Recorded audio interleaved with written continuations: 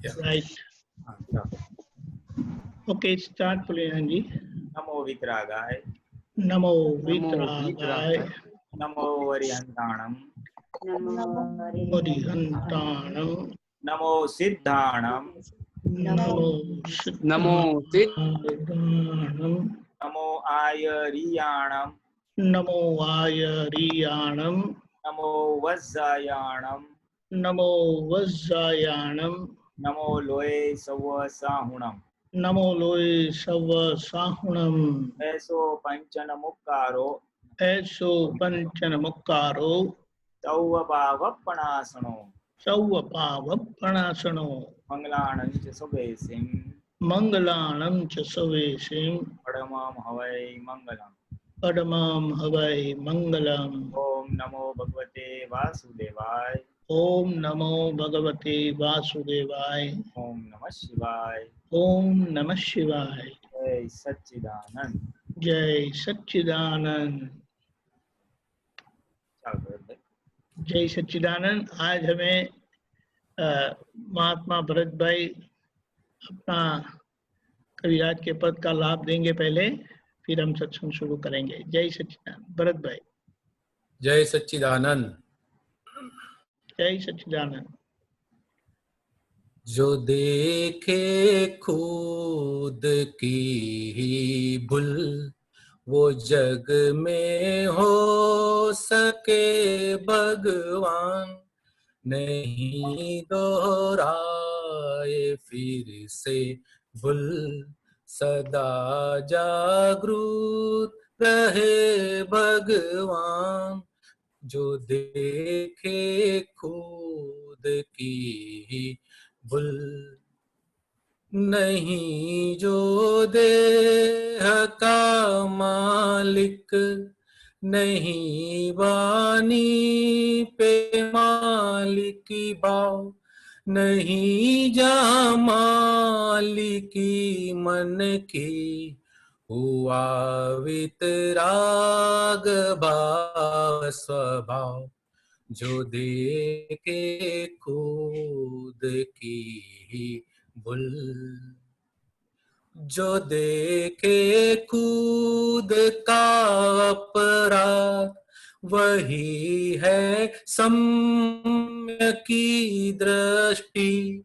गुनाह देखे जो दूजे का, वही है दृष्टि मिथ्यात्वी। जो देखे खुद की भूल, जो देखे खुद का अपराध, वही है सम्य की दृष्टि। गुनाह देखे जो दूजों का, वही है दृष्टि मिथ्यात्वी। जो देखे खुद की भूल, नहीं जो देह का मालिक, नहीं बानी पे मालिकी भाव, नहीं जहाँ मालिकी मन की, हुआ वितराग भाव स्वभाव। जो देखे खुद की भूल, करुणा रखने जैसा ही जगत है दंड मत करना। किसी को देखे ना दोषित, वो दादा पूर्ण ज्ञानी अभय। जो देखे खुद की भूल, जगत दोषित दिखता है तब तक सिर्फ ही भटकन। सभी है कर्म की गठरी, निकाले शेष भगवंत में। जो देखे खुद की ही भूल, वो जग में हो सके भगवान, नहीं दोहराए फिर से भूल, सदा जागृत रहे भगवान, जो देखे खुद की भूल। जय सच्चिदानंद। जय सच्चिदानंद। जय सच्चिदानंद। भरत भाई साहब बहुत बढ़िया, बहुत बढ़िया। हाँ, वेरी नाइस भरत, जय वेरी सच्चिदानंद। પુલિનંદ, હા હા પુલિનંદ, આમાં કઈ ફેરફાર કેવું લાગે શબ્દોમાં? આમ તો ટ્રાય કર્યું છે એક્ઝેક્ટનેસ આવે એમ. એટલે મેં આમ સાંભળ્યું, મને ઘણું સારું લાગ્યું. હા, એનું ટ્રાન્સલેશન બી બહુ સારું છે અને જે પદ સિલેક્ટ કર્યું ને બહુ જ સારું પદ સિલેક્ટ કર્યું, જે અત્યારે બહુ લોક કામ લાગે એ વસ્તુ છે. ભોગે તેની ભૂલનો જે પોઈન્ટ છે હા, વેરી યુઝફુલ અને સિમ્પલ ભાષાનું બી ટ્રાન્સલેશન છે એકદમ. હા, મને ખાલી જો તું મને પૂછે છે કોમેન્ટ આપવા તો જરા WhatsApp પર મોકલી આપજે, તો હું બીજું જરા ફાઇન ટ્યુન માં જોઈ લઈશ. પણ otherwise first order it is very nice, બહુ સરસ. હા, बढ़िया. કોઈ હિન્દી ભાષીનો કઈ ફીડબેક આવે ને આમાં આવું કઈ તો જોજો તમે. हाँ, तो भाई हिंदी भाषी हम इस महात्मा भरत भाई पूछ रहे हैं, ये जो पद उन्होंने अनुवाद किया है एक जो गुजराती, आपको कैसा लगा? और इसमें अगर कुछ सुझाव है तो आप जरूर भेज सकते हैं. दीपक આ પદ છે ને ટ્રાન્સલેશન, અમેરિકામાં એક યંગ બોય છે 26 વર્ષનો, એને 30 થી 40 પદ અનુવાદ કર્યા છે, અમુક મોકલ્યા છે મને. હજી એમાં હું ચેન્જીસ કરી રહ્યો છું, એપ્રોપ્રિએટ આવે ને એના માટે. સારું સારું ચાલુ છે એવી રીતના કોશિશ. नहीं, very good effort, continue continue. સારું, જય સચ્ચિદાનંદ. जय सच्चिदानंद। જય સચ્ચિદાનંદ. चलो अभी किसी को अगर कोई प्रश्न है तो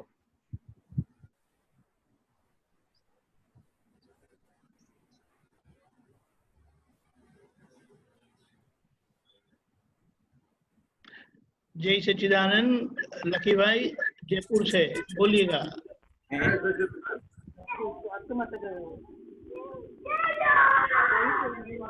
जय सच्चिदानंद। हाँ, जय सच्चिदानंद। तो माइक की प्रॉब्लम है, आपका आवाज नहीं आ रही।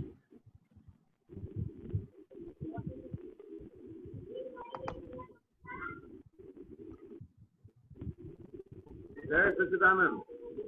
हाँ,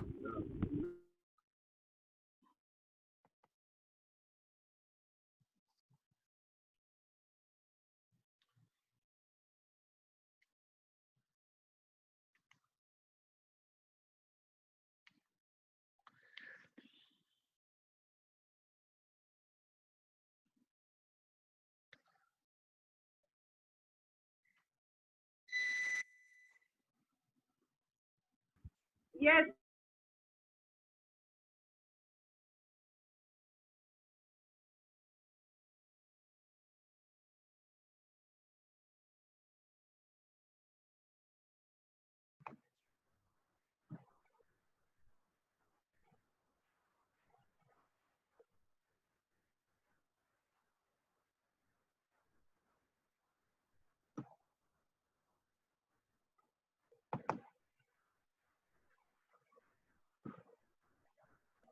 ज्ञान क्या कहता है कि जो भी संजोग है, फेवरेबल या अनफेवरेबल, फेवरेबल संजोग यानी जो हमें पसंद है, और ऐसे संजोग कब आते हैं कि जब हमारा पुण्य का उदय होता है तो हमें अच्छे लगने वाले, सुख देने वाले संयोग आते हैं, और जब पाप का उदय होता है यानी हमारी कुछ पिछले की हुई गलती, पहले की हुई गलतियों का जब परिणाम आता है तो दुख का परिणाम देती है, उसी को हम अनफेवरेबल संजोग कहते हैं.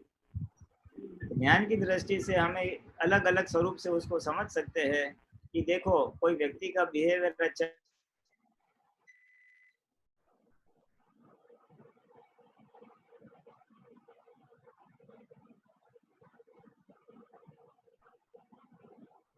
क्या हुआ है, किसी को हमने दुख काल में दुख किया है किसी को, तो उसका परिणाम दुख के स्वरूप में आया है. कॉज और इफेक्ट का जो है ना वो वही अनम्यूट कर दो भाई.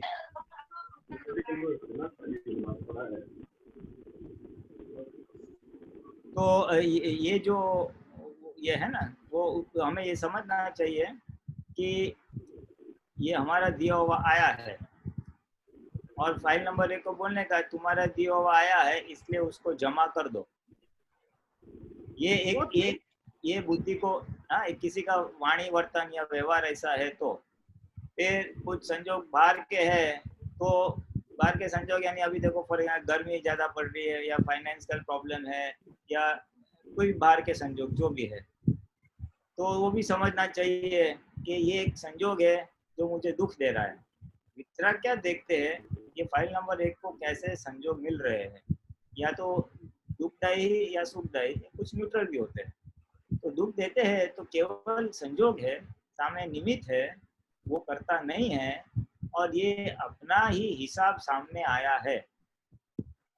हमारे कुछ गलत काम की वजह से, पाप कर्म की वजह से आज ये संजोग इकट्ठे हुए हैं। कॉजेस तो हमने ही डाले हैं, इसलिए स्वीकार करके जमा कर देने का है, यानी संभव से निकाल करना है, या जो भी एप्रोप्रिएट संजोग या वो है उसके अनुरूप ज्ञान का उपयोग करके हमारे बुद्धि, मन और अहंकार को समाधान देना है। और तीसरी बात क्या बोलने की कि ये संयोग है और सारे संयोग वियोगी स्वभाव के हैं, संयोग आएंगे और वियोग हो जाएंगे, है ना। तो ये संयोग वियोगी स्वभाव के है, इसलिए वो भी जरा मन समाधान को हो जाएगा कि भाई ठीक है अभी थोड़े टाइम के बाद चला जाएगा।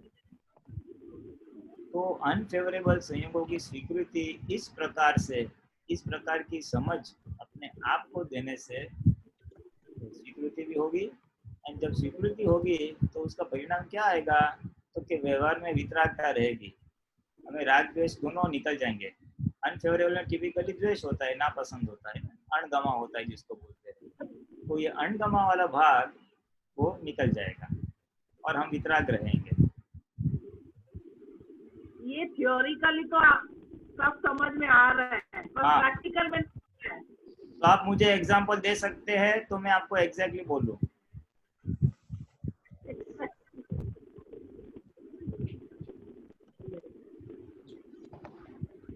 एग्जाम्पल नहीं दे सकते। तो फिर देखो, अगर थ्योरेटिकली समझ में आता है ना, तो फिर एक ही चीज है, उसको देखो कि फाइल नंबर 1 को ये संजोग आया है जिसकी वजह से उसको बहुत बेचैनी है या नापसंद खड़ा हुआ है, उसको ज्ञान समझा रही हूँ मैं आज ज्ञान फाइल नंबर 1 को समझा रही हूँ, फिर भी स्वीकृति नहीं हो रही है, तो इसको तप कहते हैं। तप, ज्ञान दर्शन चारित्र और तप बोलते हैं ना, तो ये तप है। और ये तप को तपने का, ये फाइल नंबर 1 को तपने देने का, उसका भोगवटा है, उसको इट्स ऑन फायर, तो वो फायर को भी देखने का।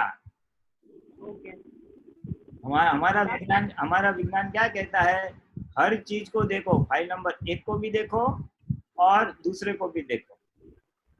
तो ये तप है, तो बोलने का चल तेरे को नहीं सुनने का तो तू तप में जा, मैं देखती हूँ तेरे को।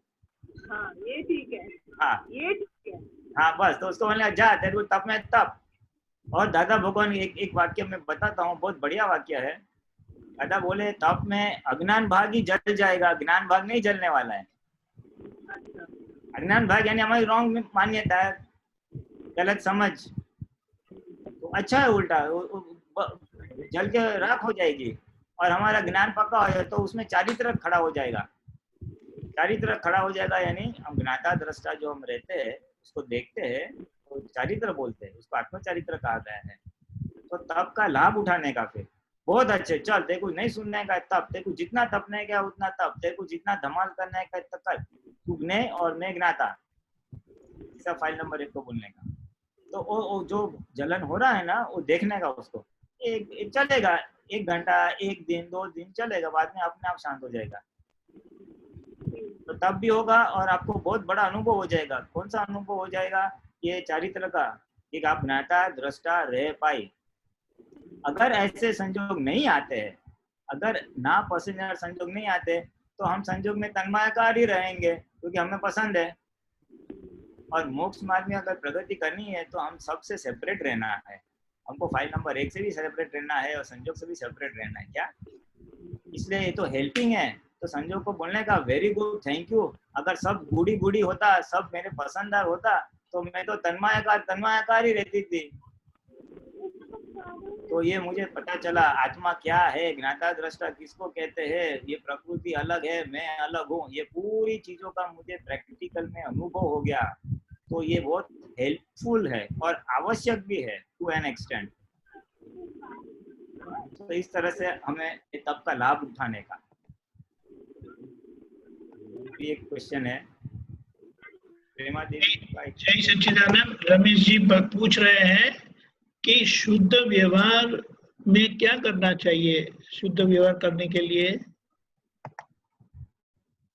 अरे तो बहुत बड़ा क्वेश्चन है।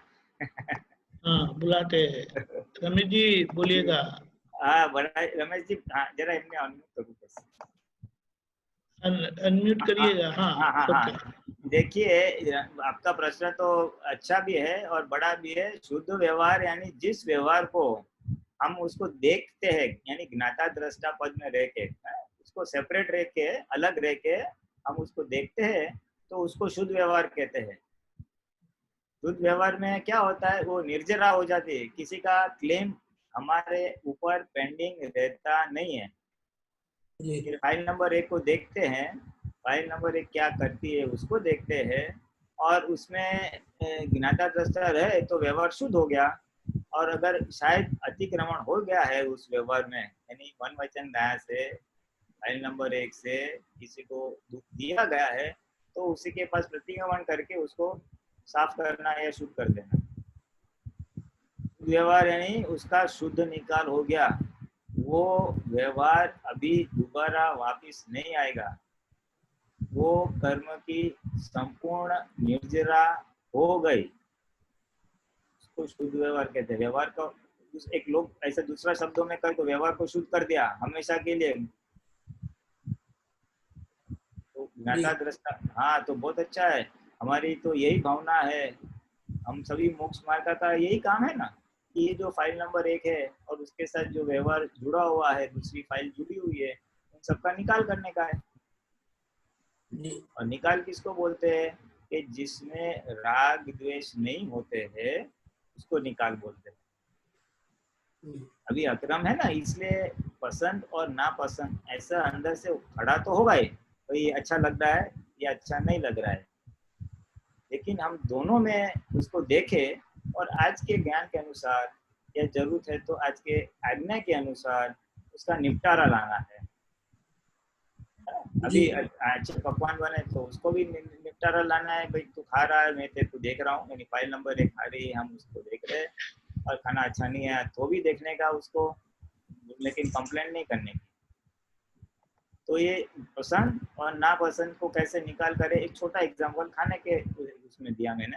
ऐसे हर एक संजोग में ये पसंद नापसंद आएगा, किसी का बोलना, व्यवहार होना, पैसा, तबीयत, बाहर के संजोग, अनेक प्रकार से हमारे जो संजोग है, फाइलें हैं, उसमें ये पड़ा तो होगा। हम उसमें तन्मायाकार न हो ऐसा हमारा एक पुरुषार्थ रहेगा, जितना अंश तक हुआ उतना सही, नहीं हुआ तो बाद में उसको साफ कर देने का, उसमें कोई बात नहीं है। तो ये शुद्ध व्यवहार इस तरह से होते रहेगा, और जैसे जैसे व्यवहार शुद्ध होगा अपने को आनंद भी बहुत आएगा, क्योंकि निकाल हो गया, हमारे उसका हमारे पर क्लेम नहीं, हमारा उसके पर क्लेम नहीं, यानी मोक्ष मार्ग का हमारा रास्ता इतना कट गया, हम मोक्ष के उतने करीब आ गए, ये उसका मायने रखता है। हाँ जय सच्चिदानंद। और किसी को प्रश्न?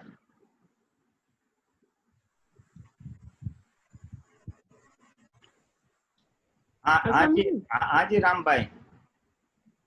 जय सच्चिदानंद। हाँ जी थोड़ा एग्जाम्पल दीजिए शुद्ध व्यवहार का, concerning family life, dealing with wife, dealing with children, या in the course of business, थोड़ा ब्रीफ एग्जाम्पल्स। नहीं, मैंने उसका प्रिंसिपल बता दिया कि शुद्ध व्यवहार यानी जितना हम ज्ञाता दृष्टा रह के उसका निकाल करते हैं, यानी हम उसमें तन्मयाकार नहीं होते। फाइल नंबर 1 निकाल कर रही है पॉइंट नंबर 1 में भी शाउटिंग, ऑफिस में इट में भी, ऑफिस में किसी वर्कर के या सबऑर्डिनेट के ऊपर उसको डांट भी पड़ती होगी। पॉइंट नंबर 1 क्रोधित भी हो जाती है। इन सब को हम देखते हैं और नॉर्मलिटी में यानी वितराग में अगर आउट ऑफ नॉर्मलिटी गई है तो नॉर्मलिटी में लाना इस प्रकार से होता है। तो ये उसको शुद्ध व्यवहार कहते हैं। फिर वो फैमिली हो या बिजनेस एनवायरनमेंट हो, कोई भी जगह पे हो, है ना। तो ये एक रिजल्ट है। ये रिजल्ट किस चीज का है? तो हमारी जैसे जैसे जागृति बढ़ेगी उसका परिणाम है। हमको है ना, ये क्या है, अभी प्रकृति एक प्रकार से हम लेके आए हैं चार्ज करके। प्रकृति क्या चार्ज किया है कि संसार में सुख है, खा पी के मजा करो। और अभी हमारी समझ इस अवतार में बदल गई कि नहीं, अभी मोक्ष जाना है और प्रकृति का निकाल करना है। यानी क्या है कि आज की समझ हमें को प्रकृति के विरुद्ध थोड़ा जाना पड़ेगा, ऑपोजिट डायरेक्शन में जाने का है। और जब ऑपोजिट डायरेक्शन में जाना है तो दो चीज बहुत जरूरी है। एक तो दृढ़ निश्चय भी चाहिए और जागृति भी चाहिए। जागृति रहेगी तो पता चलेगा भाई गलती हो रही है, और गलती होने के बाद निश्चय होना चाहिए कि भाई ऐसा नहीं करने का है। और निश्चय टिकेगा कौन से हिसाब से कि निश्चय अगर पक्का है तो हमारा डिस्चार्ज कर्म उसके ऊपर हावी नहीं हो जाएगा। हमेशा दो चीज के बीच में घर्षण रहेगा। लाया हुआ जो भरा हुआ माल है और आज का जो हमारा निश्चय है। मैं क्रोध मान माया लोभ भर के लेके आया हूँ, पैसा बनाओ पैसा बनाओ पैसा बनाओ, वो लोभ है। और आज का ज्ञान बोलता है छोड़ दो छोड़ दो छोड़ दो। तो कॉन्फ्लिक्ट है ना, विरोधाभास है। ऐसे क्रोध में भी अरे इसको सुना देने की, सुनने की नहीं। और आज का ज्ञान बोलता है नहीं, मन वचन का ऐसे किसी को दुख नहीं देने का है ना। तो ये विरोधाभास में क्या होगा कि आज निश्चय तो हमारा हो गया, बड़ा मन वचन काया से किसी को दुख नहीं देने का है। लेकिन ये निश्चय जितना स्ट्रांग रहेगा ना तो क्रोध खड़ा होगा, लेकिन हमारा निश्चय उससे भी ज्यादा स्ट्रांग रहेगा तो फिर क्रोध रूप में नहीं आएगा, थोड़ा सा आएगा लेकिन पुश करके निकल बंद हो जाएगा। और हमारा निश्चय थोड़ा ढीला है तो क्रोध हावी हो जाएगा और परिणाम देके बाद में पछतावा आएगा, अरे ये गलत हो गया। प्रज्ञा का फोर्स थोड़ा जा बाद में है। तो ये दो फोर्सेस का ही एक वो कॉन्फ्लिक्ट होते रहता है, आज का निश्चय और पिछला भरा हुआ मान।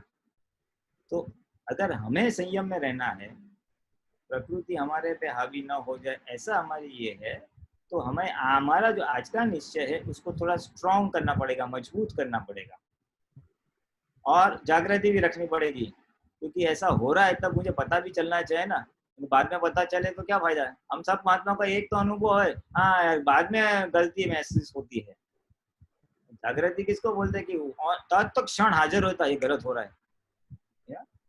जागृति आ गई लेकिन निश्चय भी तो होना चाहिए, इसलिए दोनों होने चाहिए।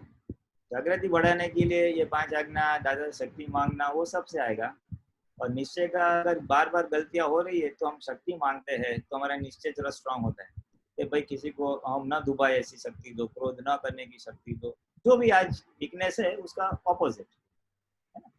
तो इस प्रकार से जो शक्तियां मांगेंगे तो हमारा आज का जो निश्चय है वो दृढ़ होते जाएगा, स्ट्रांग होते जाएगा। एंड पैरेलली एक चीज और हेल्प करती है, वो है समझ कि आज क्रोध हो रहा है तो क्यों हो रहा है, और नहीं करना है तो क्यों नहीं, कैसे नहीं करूं।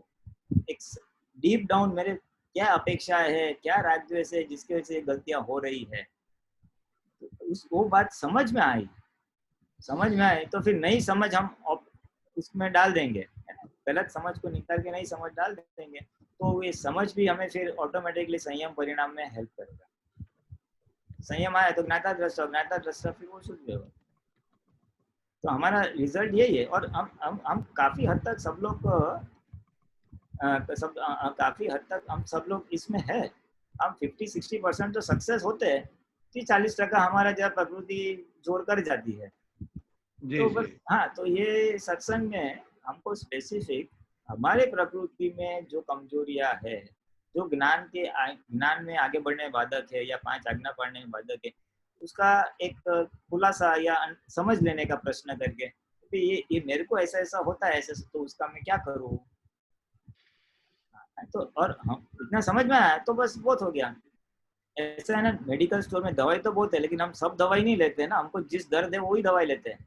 तो ज्ञान जी, का जी। पूरा भंडार है, तो शुरुआत कैसे करेंगे कि जहाँ से हमको जरूरत है जी, वो ज्ञान अप्लाई कर करके और फिर क्या होगा, ज्ञान अप्लाई करते करते करते एक लेवल ऐसी आ जाएगी, हमारी जागृति बढ़ते बढ़ते एक लेवल तक वहां से बढ़ जाएगी कि कभी भी प्रश्न आते हैं तो क्या करूं उसका सूझ अंदर से पड़ जाएगी, अंदर से इंसाइट आएगा, अंदर से प्रकाश जवाब आएगा कि ऐसे में क्या पुरुषार्थ करें ताकि मेरा भीतर का आनंद बढ़े। ये सब सत्संग सुनने के बाद एक चीज हमें याद रखनी चाहिए कि ये सब मैं क्यों कर रहा हूँ, मेरे भीतर का सुख बढ़ाने के लिए और बाहर जो क्लेश हो रहा है उसको टालने के लिए, व्यवहार की भाषा से। ये बहुत सिंपल लेमैन टर्म्स में।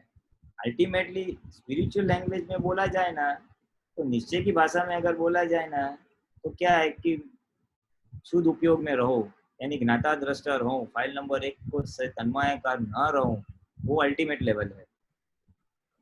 बट चालू ये व्यवहार से करते फिर वो निश्चय अपने आप आ जाएगा, यानी वो जागृति रहेगी कि ये हो रहा है, जो कर रहा है या हो रहा है वो फाइल नंबर 1 है और मैं इससे अलग ऐसा शुद्धात्मा हूँ। जी, जी। हाँ, एक क्वेश्चन है। जय सच्चिदानंद। अपने गीता में बोलिए अलवर से।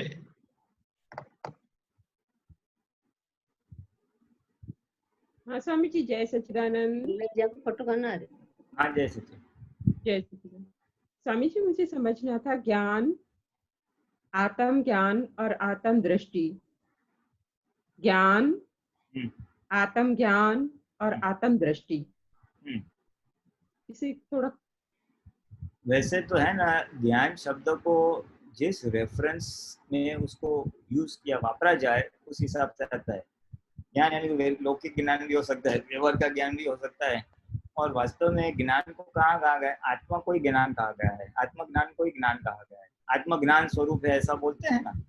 तो ये आत्म ज्ञान यानी कि ये आत्मा का जो मूल ज्ञान दर्शन ज्ञान दर्शन जो उसका गुण है, उसका मेन प्रॉपर्टी है, तो वो ज्ञान उसका गुण है। दरअसल आत्मा का गुण है, ज्ञान उसी गुण है। तो ज्ञान वही आत्मा और आत्मा वही ज्ञान है, निश्चय दृष्टि से, तत्व दृष्टि से। तो अभी आत्मा ज्ञान तो क्या है कि व्यवहार से मुझे मैं आत्मा हूँ ये आपको ख्याल में आया, ये लक्ष्य प्रतीति में बैठा है, तो उसी को आत्मा ज्ञान कहते हैं। आत्मा का अनुभव करना दो तरह से हो सकता है। एक तो आत्मा ज्ञान का शाब्दिक माहिती, शब्द से हमें मालूम पड़ जाता है कि भाई हर जीव मात्र में आत्मा है, शरीर अलग है, आत्मा अलग है, आत्मा का ये गुण है, ये सब मालूम होना एक शब्द के लेवल शाब्दिक भी हो सकता है, और एक अनुभव पूर्वक हो सकता है। जैसे कि हम महात्माओं को अनुभव पूर्वक से हुआ है कि आत्मा किसको कहते हैं, आत्मा किसको कहते हैं, ये हमें रियली स्पीकिंग अनुभव से प्राप्त हुआ, तो उसको हम एक प्रकार से आत्मज्ञान की डेफिनेशन समझ में डाल सकते हैं। ये ज्ञान हो गया।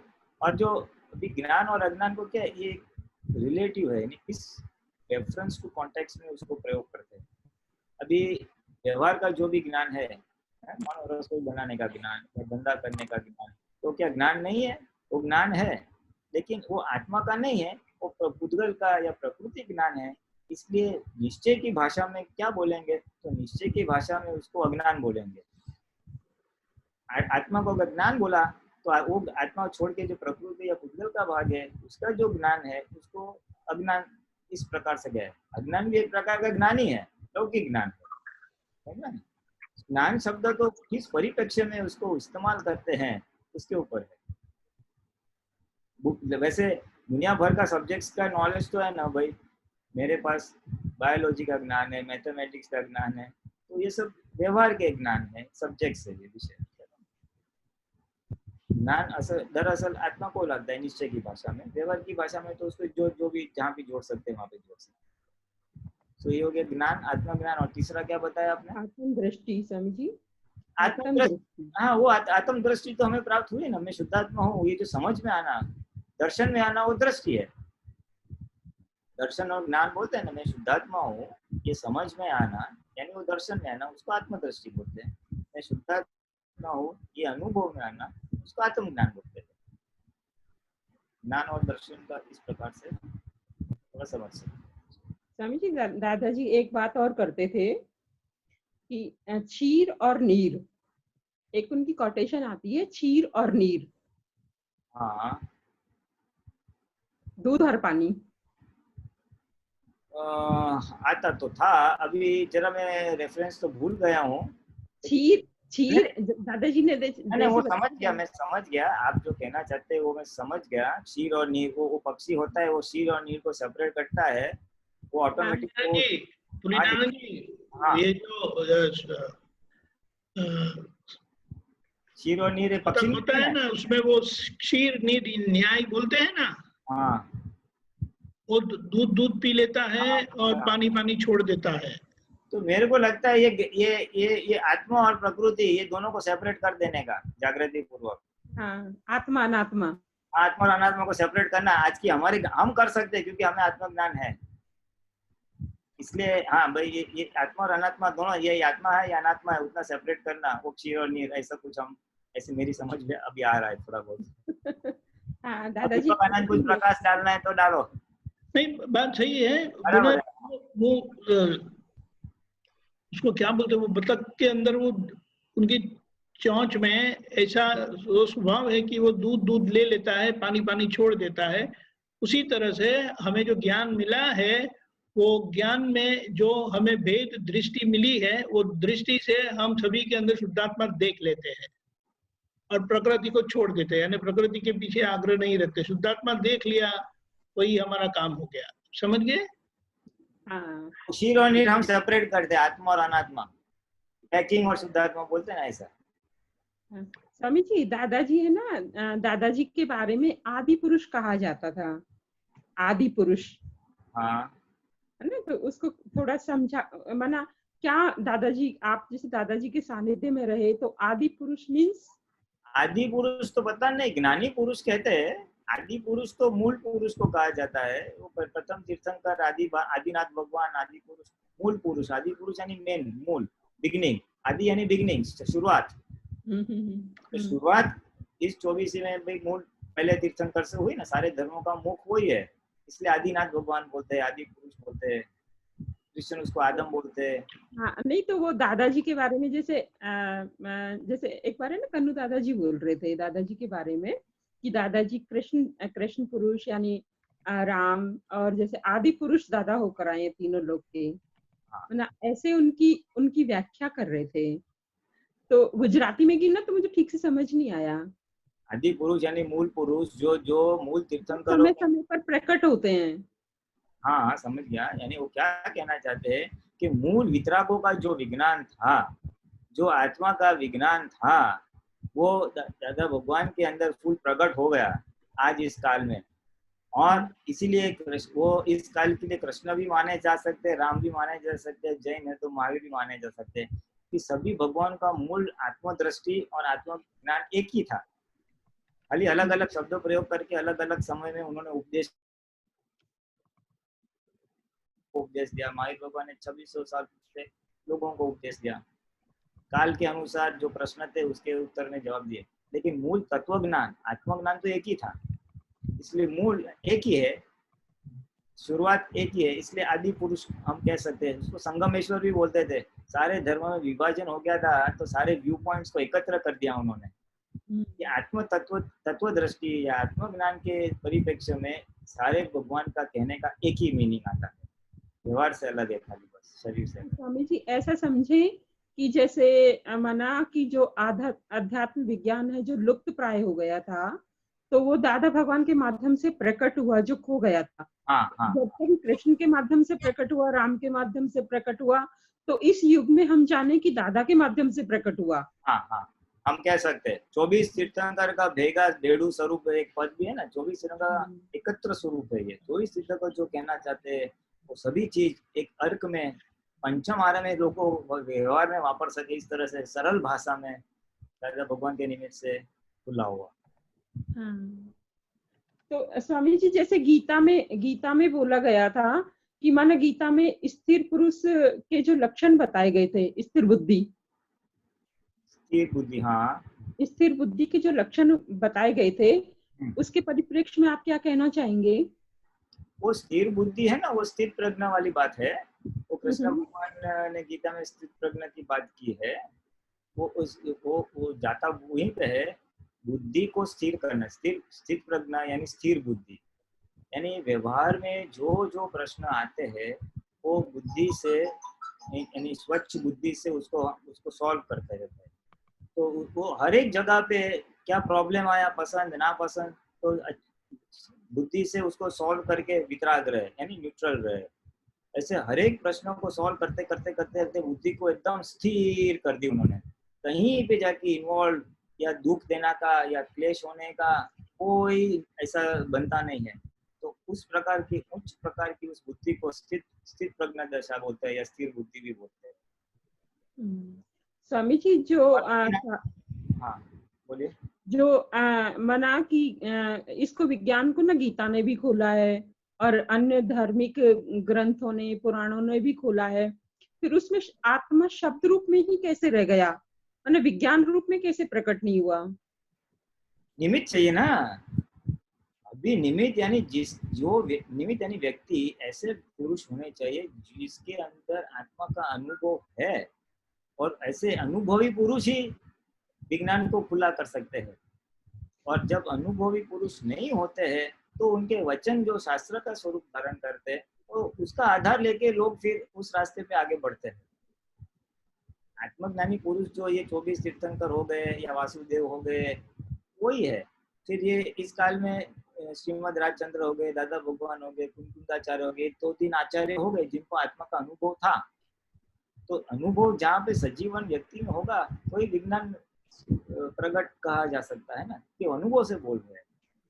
तो स्वामी जी जितने भी जो धर्म गुरु हैं और जितने भी लोग हैं, तो उनके अंदर ये मतलब उनके अंदर ये अध्यात्म जो आया था वो अनुभव रूप में नहीं है क्या? नहीं, अनुभव रूप में ऐसा नहीं बोल सकते। उनको अनुभव होगा, लेकिन कितने अंश तक किस चीज का अनुभव होगा हम नहीं बता सकते है ना। व्यवहार का भी अनुभव होगा। अंदर से स्थिरता तो है कि आत्मा अंदर है, आत्मा है, इसलिए निहित अंश तक बाहर वितरागता तो उनकी थी, और वितरागता थी इसलिए तो वितरागता का उपदेश कर पाए, अहिंसा का उपदेश कर पाए। सभी धर्म गुरु का सार तो उतना ही आता है ना। फिर गुरु नानक ले लो या कोई भी आप ले लो, अहिंसा और वितरागता, दूसरों को सुख दो दुख मत दो, ऐसे ही नियर अबाउट बेस प्रिंसिपल यही है इनका। तो ये समझ तो सही थी, सम्यक दृष्टि हो या ना हो वो अलग बात है। लेकिन मैं क्या बोलता हूँ, अभी ये दूसरों के बारे में इतना वो करने के अपने को कितना लाभ होगा? वो बात ठीक है स्वामी जी, लेकिन हमको इस बात की समझ भी होनी चाहिए ना कि डिफरेंस क्या है। माना अब जैसे लगा कि जैसे दादा जो प्रकट हुए थे, तो वो जो उनका जो प्रकट स्वरूप था वो माना जो राम का था, जो कृष्ण का था वो था, या जो महावीर का था वो था। बाकी जो धर्म ग्रंथों से, उपनिषदों से पढ़ के जो बताया गया है वो वास्तविक रूप प्रकट नहीं हुआ। हो सकता है, ऐसा पॉसिबिलिटी है।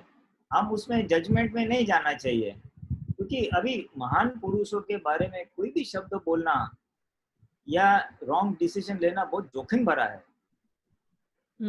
हाँ, बहुत जोखिम भरा है।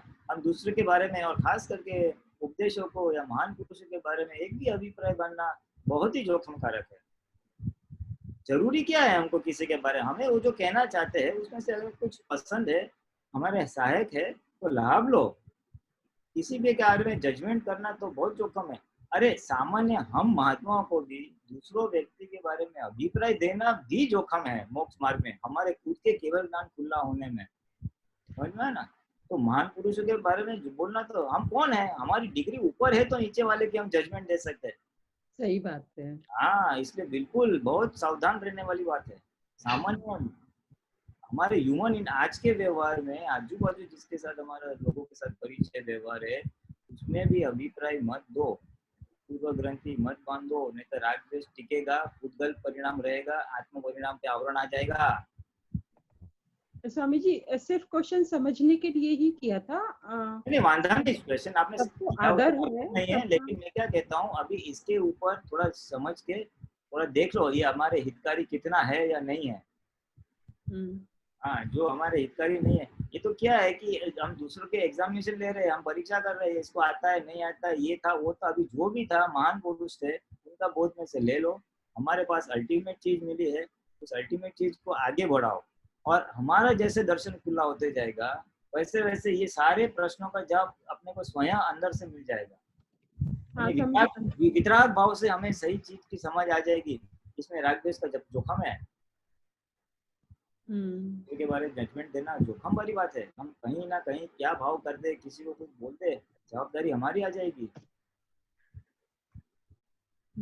समझने के लिए ठीक है, एक प्रिंसिपल में ग्रॉस लेवल पे थोड़ा समझने के लिए कि ऐसा ऐसा है, पर बाद में थोड़ा उसको थोड़ा नॉर्मल कर देने का उसको क्या।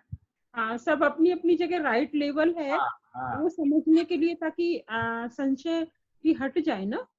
हाँ बस ठीक है, थोड़ा एक थोड़ा बहुत क्यूरियोसिटी है, थोड़ा बहुत कुतूहलता हुई, थोड़ा हमने सुन लिया, इट्स ओके, बट इसमें ज्यादा गहराई में न जाए तो हमारे लिए हितकारी है। ऐसा दादा भगवान हमको खुद को बोलते थे, तेरे को बोला है वो तू करता नहीं है, दूसरी पंचायत कर रहा है। हम उसको डांटते थे, तेरे को पूछ दिया है आज्ञा पालन कर, तो दूसरों की क्या पंचायत में लगा हुआ है, तेरा सुधार ना, बाद में दूसरों की तू सोच। और स्वामी जी, जागृति में रहने के लिए और हमें क्या पुरुषार्थ करना चाहिए? जागृति में रहने के लिए निश्चय स्ट्रॉन्ग करो कि मुझे जागृति बढ़ानी है। हमारा जितना जितना निश्चय स्ट्रॉन्ग होगा उतनी उतनी हमारी जागृति बढ़ेगी, और जागृति बढ़ाने के अंदर से ही हमें प्रेरणा मिलेगी या बाहर से ऐसे निमित्त और संयोग मिलेंगे जो हमें जागृति बढ़ाने में सहायक बनेगी। सारांश उसका इतना है कि जितनी हम 5 आज्ञा का पालन करेंगे उतनी जागृति बढ़ेगी। जितना हम हमारी प्रकृति का पक्ष न लेते हुए, नहीं तो हम प्रकृति का क्षण क्षण बचाव करते रहते हैं, मैं राइट हूँ तो गलत है, सामने वाला गलत है, वो बाधक गुण है। जागृति में बहुत बड़ा बाधक ये है कि ऐसा है। इसलिए जागृति का निश्चय करो, प्रकृति का रक्षण मत करो, और जितनी आज्ञा का पालन करना है उतना जोर से करो, आपकी जागृति अवश्य बढ़ेगी। अभी एक दूसरा एक क्वेश्चन है, आगे जाएं। नितिन जी बोलिए। जय सच्चिदानंद साहब। जय सच्चिदानंद। मैं बोल रहा था, जैसे दादा की कृपा से और आप लोगों के आशीर्वाद से जैसे खुद के दोष दिखने लगे हैं और फाइलों का भी जैसे संभाव से निपटारा करने की जागृति आ रही है, तो हम और क्या इसमें पुरुषार्थ और क्या करें कि मोक्ष मार्ग में हम और प्रगति कर सके, और हम क्या कर सकते हैं? नहीं, ये सही है, बिल्कुल सही है। आप ये फाइलों का निपटारा एक बार चालू कर दिया ना, तो वो इटसेल्फ एक जागृति है। और निपटारा करते समय क्या बाधकता हमारे प्रकृति में उछल रही है, मुझे फाइलों का निकाल करना है लेकिन मेरी अंदर की प्रकृति उसको करने नहीं देती है, मेरा मान नहीं करने देगा, मेरा लोभ करने नहीं देगा, मेरी आड़ाई करने नहीं देगी, वो अपने आप सबको दिखाई देगी। समझ में आया ना? तो हमारे प्रकृति की कमजोरियां हमें और भी नजर में आएगी। कमजोरियां यानी जो बाधक है जागृति बढ़ाने में, वो दिखेगी, और दिखेगी तो ऑटोमेटिकली उसके ऊपर आज का ज्ञान काम करेगा ही, क्योंकि आपका निश्चय है कि आपको आगे बढ़ना है, आपका निश्चय है मोक्ष मार्ग में बढ़ना है। और इसमें जो भी ब्लॉक आएगा, जो भी पत्थर आएंगे, आप अपने आप उसको हटा के निकाल देंगे। खाली पत्थर दिखने चाहिए तो दिखेंगे। आप बोल रहे हैं ना हमारी प्रकृति दिखाई दे रही है, अभी हमारा निकाल हो रहा है, ये परफेक्ट है, बस यही चालू रखो। 5 आज्ञा यानी सब में शुद्धात्मा देखना है, फाइल है तो संभव से निकाल करना है, विधि करना है, ये बेसिक है, शुरुआत यहीं से होती है। और ये करते जाओ, फिर जैसे जैसे प्रकृति की कमजोरियां दिखाई तो उसके लिए जरूर हो तो प्रतिक्रमण करो, जरूर हो तो शक्ति मांगो, ऐसा दोष न करने की शक्ति प्राप्त हो जो 9 कलम बोलते हैं वगैरह। समझ में आया? मतलब और अच्छी अवस्था हमें प्राप्त होवे, आप लोगों का सत्संग हमें रेगुलर निरंतर हम लोग सुन पाए, ऐसा अच्छा साथ सानिध्य रहे। हाँ, नहीं, वो भावना जरूर रखो। और थोड़ा हम लोग विचारे भी है, सोचा भी है कि इसके बाद भी एक बार आपको सत्संग मिले हफ्ते में, ऐसा कुछ करेंगे ताकि आप लोगों को ये जो शुरू हुआ है उसकी पुष्टि मिले। और आप लोग भावना भी जरूर करो तो संयोग इकट्ठे हो जाएंगे कि रेगुलर थोड़ा आपको पुष्टि मिले। पर मुख्य कारण बताओ नितिन, मुख्य कारण ऐसा है हमारी भावना और निश्चय। जी। हमारी भावना जितनी प्रबल, हमारा निश्चय जितना प्रबल मोक्ष मार्ग में आगे बढ़ने का, उतना कुदरत यारी देती है, कुदरत संयोग देगी आपको। कहीं से भी आप दुनिया की किसी भी कोने में रहोगे ना, आपको सत्संग मिल जाएगा। जाओ, मेरा तो अनुभव है, मैंने ऐसा देखा। तो ये भावना करते रहो। आपके मुंह पे आनंद देके मुझे भी बहुत प्रसन्नता हुई कि आप तो वैसा वास्तविक पुरुषार्थ चल रहा है ना? तो ये चलने दो सब। आशीर्वाद स्वामी जी। हाँ, नहीं चलने दो, बहुत अच्छे। हाँ, अभी एक दूसरा क्वेश्चन है। ये बेटी पूछ रही है। एक बेटी भी कुछ, एक क्वेश्चन है उसका भी। हाँ जय सच्चिदानंद स्वामी जी। हाँ, जय सच्चिदानंद स्वामी जी, हम बुरे कर्म जल्दी क्यों सीखते हैं? बुरे हैबिट्स, बुरे आदत। बुरी आदतें हम जल्दी क्यों सीखते हैं, अच्छी आदतें जल्दी क्यों नहीं सीख पाते हैं, ये पूछना चाह रही है बेटी। वो हम अंदर ऐसी उल्टी रुचि लेके आए हैं, उस प्रकार की रुचि लेके आए, इसलिए वो चीज जल्दी हमको खींच लेती है। और ये कलयुग है ना, सो आजू बाजू का वातावरण भी ऐसा होता है कि हमको वो जल्दी प्रभावित कर देता है और हम स्लिप हो जाते हैं। ये डूंगर होता है ना, ये माउंटेन होता है, तो माउंटेन से ऊपर आने में कष्ट ऊपर से नीचे आने में कष्ट लगेगा कि नीचे से ऊपर आने में कष्ट लगेगा? नीचे से ऊपर आने में। हाँ, इसीलिए बुरी आदत क्या है, ऊपर से नीचे आना जैसा है, वो जल्दी फटाफट हो जाता है और ऊपर चढ़ना जरा मुश्किल है, इसलिए सही चीज में थोड़ा टाइम लेता है। इसलिए सही व्यक्ति जिसके साथ ऐसा वातावरण हमारे लिए अनुकूल है मोक्ष मार्ग में, ऐसे व्यक्तियों के सानिध्य में, वातावरण में रहोगे तो ये अच्छी चीज भी अपने आप धीमे धीमे अब इजीली आप ग्रहण कर पाओगे।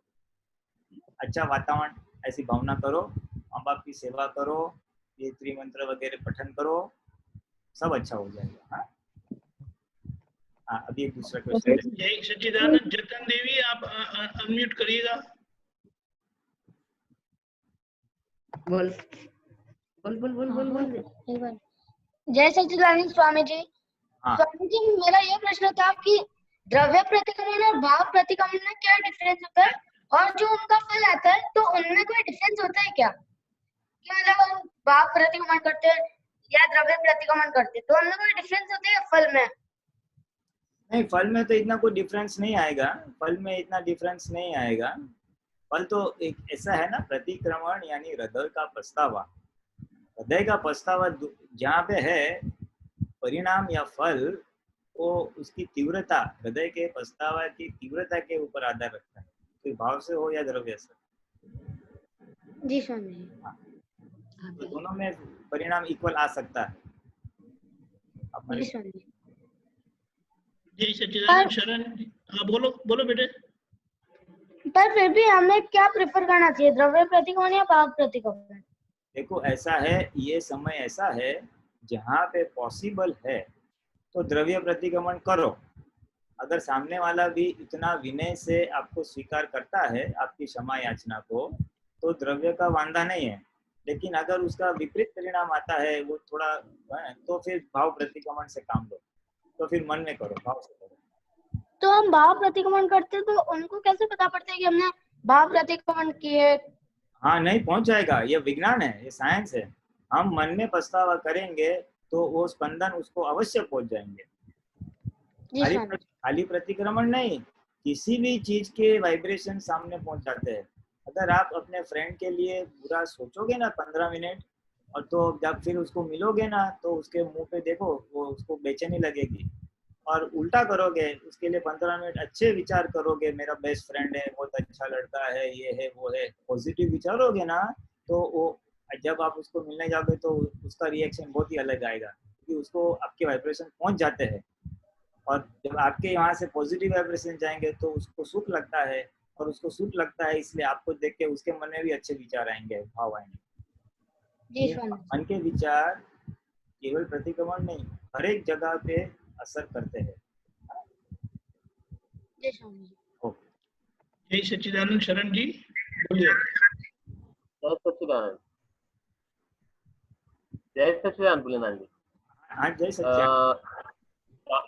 ज्ञानी पुरुष अगर हाजिर है तो हम उनसे शक्ति मांगते हैं, तो वो इमीडिएट उस शक्ति हमें मिल जाती है, जैसे प्लग डालो और ऑन करो तो you get the energy. But ज्ञानी पुरुष अगर देह में नहीं है तो उसका रिजल्ट फिर भी उतना ही होगा। हाँ, मिल सकता है। दादा भगवान का नाम लेके कुछ भी करोगे ना तो आपको जो शक्ति में चाहिए वो मिल जाएगी। जाओ। अच्छा, मतलब बॉडीली हाजिर नहीं हो तो भी रिजल्ट उतना ही आ सकता है, क्योंकि आप उनकी आज्ञा पालन कर रहे हैं। आपने उनका प्रस्तावित किया हुआ अक्रम विज्ञान प्राप्त किया है, उनके द्वारा प्रस्तावित 5 आज्ञा का पालन कर रहे हो। उनका ध्येय मोक्ष ले जाना है, आपका ध्येय मोक्ष जाना है, आपका ध्येय है दुख नहीं देना। ये सारे उनके आज्ञा अनुसार, इच्छा अनुसार है ना। तो उनकी कृपा सूक्ष्म स्वरूप से आज भी काम कर रही है। ओके। हाँ, क्योंकि उनकी भावना है ना, जीव मात्र सुख शांति को पावे। उनकी भावना थी जगत के सारे जीव सुख शांति को प्राप्त करे और जो खपी जीव है वो एक ज्ञान प्राप्त करके मोक्ष भी प्राप्त करे। ये उनकी हृदय की भावना थी और आज भी जहाँ पे भी है वो सूक्ष्म स्वरूप से वो दादा का ऐश्वर्य बोलो, दादा की कृपा बोलो, काम कर रही है। You get the same result. Same 101%. It is all dependent on your sincerity. If your head and shoulders sincere, आप अपने प्रकृति के विरुद्ध पुरुषार्थ में लगे हो या तुम में 5 आज्ञा या जागृति बढ़ाने के पुरुषार्थ में लगे हुए हो, whatever way, तो उनके जिसको बोलते हैं डिवाइन ब्लेसिंग्स, एक उनके आशीर्वाद हमें प्राप्त होते हैं अवश्य। यू कैन एक्सपीरियंस इट, बोलने की जरूरत नहीं, यू विल एक्सपीरियंस इट। और काफी महात्माओं ने अनुभव किया है कि अंदर से एक आनंद आएगा, एक उल्लास आएगा, तो हमें पता चलेगा। अभी देखो एक छोटा सा एक जस्ट वेरी स्मॉल एग्जांपल कि हमारे जो कोई भी बड़े फंक्शंस होते हैं, मानो गुरु पूर्णिमा या जन्म जयंती या पोल्यूशन होता है, यहाँ पे सारे महात्मा इकट्ठे होते हैं, तो अब देखो एक वातावरण दिव्य होता है 2-3 घंटे का, भले एक छोटा फंक्शन हो तो दिव्य वातावरण यानी एक सूक्ष्म हाजिरी है। भाई यू आर 3 घंटा चित्त एकाग्र कहाँ से रहा उतना तुम्हारा, जगत कहाँ से रहा उतना, वो प्रत्यक्ष अनुभव किया है, हम सब ने किया है। हाँ, वो जैसे आपने 11 कराई थी केलनपुरी में, तो उस वक्त 100% महसूस हुआ था वो कि इतना टाइम 36 आवर्स विदाउट वाटर रह सकते हैं, तो ये बिल्कुल कृपा वो फील हुई थी उस वक्त। हाँ 100%। तो दादा तो बोलते हैं जहाँ पे मेरे महात्मा इकट्ठे हुए हैं और स्वाध्याय सत्संग या आत्मा पक्ष के लिए इकट्ठे हुए, हमको वहाँ पे हाजिर होना ही पड़ता है। तो हमने सूक्ष्म स्वरूप, ये उनका सूक्ष्म आशीर्वाद क्यों, सूक्ष्म दुआ क्यों, जो बोलो। तो ये ग्रॉस लेवल के फंक्शंस की बात की। वैसे पर्सनल लेवल पे भी आप जो भी पुरुषार्थ करते हो तो वो पुरुषार्थ को पीठ पर यानी बैकिंग, आशीर्वाद सब मिलता ही है और उसका अनुभव आपको अवश्य होगा। अंदर से एक आनंद आएगा, एक उल्लास आएगा, तो आपको समझना भाई ये कृपा का। डेफिनेटली।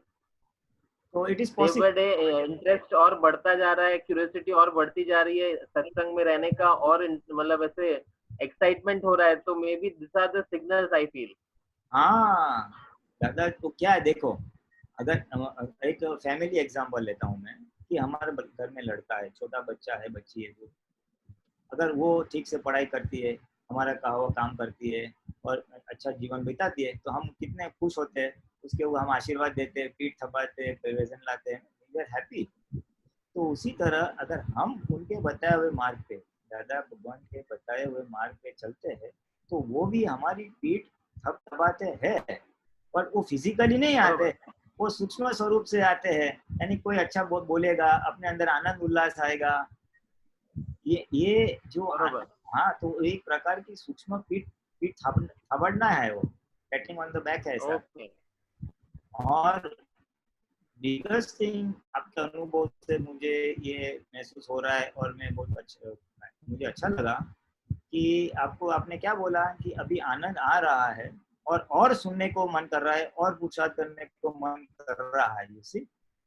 अभी ये बहुत बड़ी बात बताई आपने कि इतना सत्संग सुनने के बाद मेरा जो थोड़ा बहुत पुरुषार्थ हुआ उससे मुझे बहुत आनंद मिला और पुरुषार्थ करने का और ऐसा सुनने के मुझे प्रेरणा मिल रही है और इस जिज्ञासा हो रही है। तो यानी आत्मा पक्ष में आप खींचे जा रहे हो और जब और हम सभी महात्माओं को ये लेवल तक आने का है ऑटोमेटिकली वो आत्मा ही अगर हमको हमारा जो पुरुषार्थ का अनुभव हमें खींचेगा और पुरुषार्थ करने के लिए, तो क्या होगा, तो पुरुषार्थ भी होगा, पुरुषार्थ का परिणाम आनंद है, वो आनंद भी मिलेगा। और तीसरा बहुत महत्व का लाभ क्या है कि हम उतना जो हमारा उद्गल है या संसार है या व्यवहार है उससे हम छूटते जाएंगे, उसके मोह से दूर होते जाएंगे, है ना। That is very important. व्यवहार को मोह लाइक एन ऑटो मतलब ऑटोमेटिक उस पर धक्का लगता जा रहा है ऐसा। हाँ, ये ऑटो मोड में आ गए आप। बस हम सभी महात्मा को उस लेवल तक पुरुषार्थ करने का है कि ऑटोमेटिकली हमारा मन ही बोले चलो सत्संग में जाए, हमारी बुद्धि बोले नहीं ये छोड़ना, वो करते हैं क्योंकि उसमें मजा आ रहा है।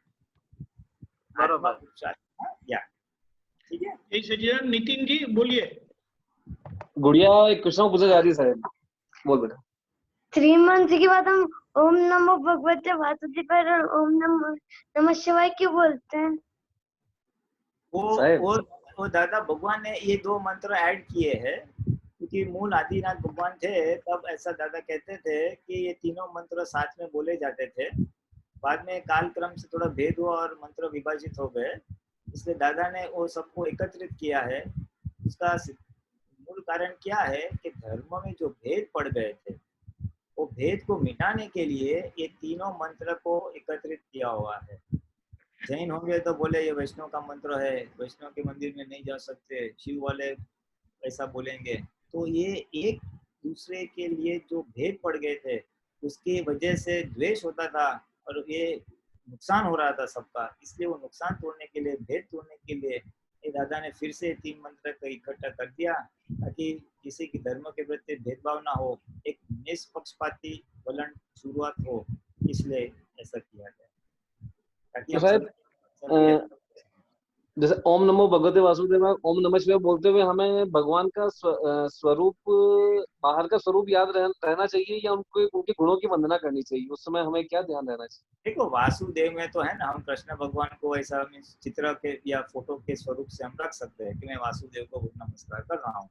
और शिव में हम दादा भगवान की प्रतिमा हमारे नजर समक्ष रख सकते हैं, ओम नमः शिवाय करते हैं क्योंकि वो शिव पुरुष है ना जी। हाँ, तो हम ऐसा कर सकते हैं। जय Sachchidananda. Pulinananda ji just very quick, Ram from Lagos ऐसा बता रहे थे कि उसका शुद्ध व्यवहार का मतलब सही समझ का परिणाम है, कुछ करने की चीज नहीं है, ऐसा आप बताना चाहते हैं? नहीं, सही समझ और जागृति दोनों। समझ तो मुझे है कि मुझे मन वचन का ऐसे दुख नहीं देना है, लेकिन जब व्यवहार आता है तब मुझे वो जागृति रहनी चाहिए और मैं सेपरेट रहना भी चाहिए। खाली समझ नहीं, समझ और जागृति, तभी वो ज्ञाता दृष्टा रहना चाहिए, सेपरेशन रहना चाहिए। और वो रहा तो ही उस व्यवहार को शुद्ध व्यवहार वितराग दृष्टि से माना जाएगा। मतलब हम शुरुआत समझ से है, समझ से जागृति आती है और जागृति से व्यवहार शुद्ध होता है। हाँ, परफेक्ट। शुरुआत समझ से, हर चीज समझ से। हम शुरुआत से 5 आज्ञा समझते आगे आए ना। हाँ, परफेक्ट, एब्सोल्युटली परफेक्ट। समझ, जागृति और वो रिजल्ट है, वो रिजल्ट। जय सच्चिदानंद। अभी यहाँ हम समाप्त करते हैं, बाकी के सवाल फिर लेंगे। जय सच्चिदानंद। आप त्रिमंत्र बुलाएं। नितिन जी आप फॉलो करिएगा प्लीज। जी साहब। नमो वीतरागाय, नमो वीतरागाय, नमो अरिहंताणम, नमो अरिहंताणम, नमो सिद्धाणम, नमो सिद्धाणम, नमो आयरियाणम, नमो आयरियाणम, नमो वत्सायाणम, नमो वत्सायाणम, नमो लोये सवसाहुणम, नमो लोये सवसाहुणम, ऐसो पंच नमुक्कारो, ऐसो पंच नमुक्कारो, सौभागपणासनो, सौभागपणासनो, मंगलाणं सुभेसिं, मंगलाणं सुभेसिं, परमं भवै मंगलम्, परमं भवै मंगलम्। ओम नमो भगवते वासुदेवाय, ओम नमो भगवते वासुदेवाय, ओम नमः शिवाय, ओम नमः शिवाय। जय सच्चिदानंद। जय सच्चिदानंद।